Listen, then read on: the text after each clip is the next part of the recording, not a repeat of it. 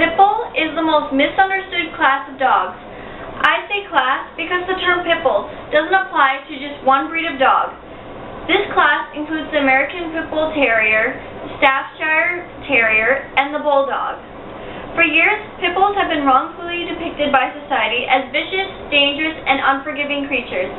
This is not the truth at all. This bar graph shows that you are more likely to drown in 5 gallons of water, choke on a marble, get murdered by a family member or a falling coconut than to get killed by a dog. Even though these dogs are strong and bred to fight, in reality, they are just gentle giants. Pit Bulls are muscular dogs with a wide skull, powerful jaws, short fur coat, and a body weight of 35 to 65 pounds. This class of dogs were bred to fight other dogs. Because of this, society fears for the safety of their children, friends, family, as well as themselves.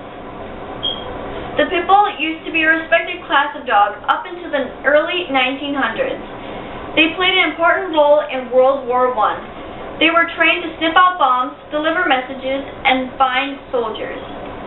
Athletes were even sometimes referred to as a Pit Bull, as a form of the highest compliment they could receive in their sports category. So how did such a respected dog turn into such a hated as well as feared animal? The answer is dogfighting. Dogfighting has been around for decades, but really began to catch on in the 1980s. Before owners bring their Pit Bulls into fight, they must train them first. To do so, people will tie their dogs to the back of their cars and make them run to build up their stamina. After they have been trained and are brought into the fight begins with 2 dogs facing each other, and when directed so, they begin to fight. One match can last for hours, and the winner isn't determined until one dog is either unwilling or unable to fight any longer.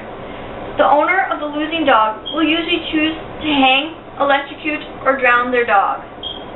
These people are awful and don't care one bit about the dog. To them, Pit Bulls are a dime a dozen. Because of their careless attitude towards these dogs, they are raised without love and affection, and all they know is fighting.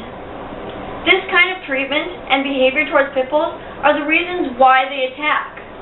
They are the reasons why people are bitten and hospitalized. It isn't their genetic code, it is their owner. Because of the Pit Bull's muscular body and strength, they are chosen as the best option for dogfighting and are drugged into such an awful world. So the big question is, are Pit Bulls really as awful as society depicts them to be? It all depends on their owner and how they treat their dogs. The way society sees them is they believe they are so easy to attack. You wouldn't be able to walk down a populated neighborhood without parents grabbing their children and running to the other side of the street. Society also believes that all Pit Bulls are used for dogfighting. This may surprise everyone, but only 3% of the Pit Bull population are used or involved in dogfighting. These facts just show how crazy the reputation of this dog is compared to the reality.